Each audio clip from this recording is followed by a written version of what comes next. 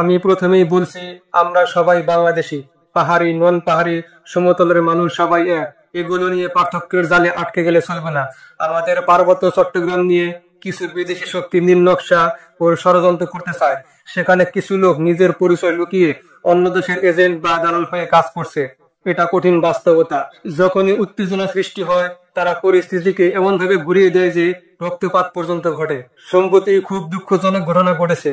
খাগড়াছড়িতে এক স্কুল ছাত্রী ধর্ষণের প্রতিবাদে যে আন্দোলন শুরু হলো, তারপরে সেখানে 3 জন পাহাড়ি নিহত হয়েছে। এতে আহত হয়েছে সেনা, পুলিশ সহ এক মেজর এবং আরো অনেক সেনা সদস্য, থানার ওসি ও 3 জন পুলিশ সদস্য। বহু মানুষ আহত হয়েছে। সরকার এবং স্বরাষ্ট্র মন্ত্রণালয় ঘটনায় জড়িতদের আইনের আওতায় আনার আশ্বাস দিয়েছে। এখানে দেখুন, এই হত্যাকাণ্ডের ফলে কারা লাভে আছে? যারা এই অশান্তি ছড়াচ্ছে তারা কিন্তু আমাদেরই মানুষকে মারছে। 3 জনের মৃত্যু হৃদয় বিদারক। তারা আমাদের ভাই। এই ঘটনার পর পরিস্থিতি কেমন হবে সেটা এখন বড় বিষয়। কেউ বলছে পাহাড় তোমাদের নয়, সেনাবাহিনী পাহাড় ছেড়ে চলে যাও। এই ধরনের কথা বলা ভুল। সেনাবাহিনী আপনার নিরাপত্তা নিশ্চিত করতে গেছে।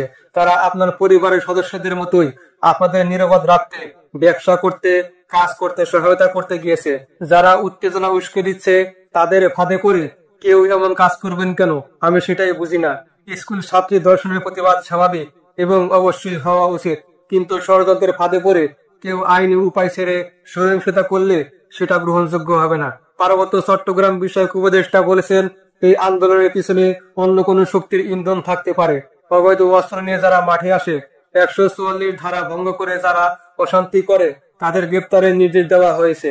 ঘটনা অনুযায়ী গতকাল গুইমারার উপজেলায় বেশ কিছু সড়ক টায়ার জ্বালিয়ে গাছ কেটে অবরোধ করা হয়। খবর পেয়ে সকাল 10:30টার দিকে সেনাবাহিনী সেখানে যায়। সেখানে সেনাবাহিনীকে লক্ষ্য করে ইট পাটকেল ছোড়া শুরু হয়। শেষমেশ পরিস্থিতি নিয়ন্ত্রণে আনতে সেনাবাহিনী ফাঁকা গুলি ছোড়ে। তারপর পাহাড়ি ও বাঙালিরা দুপক্ষ হয়ে সংঘর্ষ জড়ায়। দোকান ঘর জ্বালানো হয়, ভাঙচুর চালানো শুরু হয়।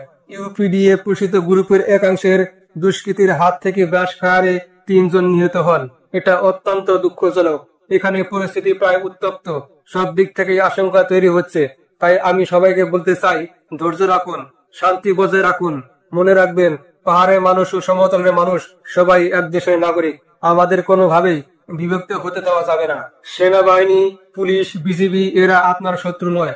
আপনারা তাদেরকে আক্রমণ করলে পরিস্থিতি আরো খারাপ হবে। তারা আপনার নিরাপত্তার জন্য আছে। আপনি যাদের নিরাপদে দোকান বাণিজ্য চালাতে পারেন, কাজ করতে পারেন, এই জন্যই তারা আছে। গায়ে হাত তোলার মতো কোনো কাজ করবেন না। সবশেষে বলি, পরিস্থিতি নিয়ে সজাগ থাকুন, আইন শৃঙ্খলা মেনে চলুন এবং ধৈর্য ধরুন। যারা অপরাধ করেছে তাদের অবশ্যই আইনের আওতায় আনা হবে। আপনার আমার নিরাপত্তা দায়িত্ব আমাদের সবার। ভালো থাকুন, শান্তিতে থাকুন। আসসালামু আলাইকুম।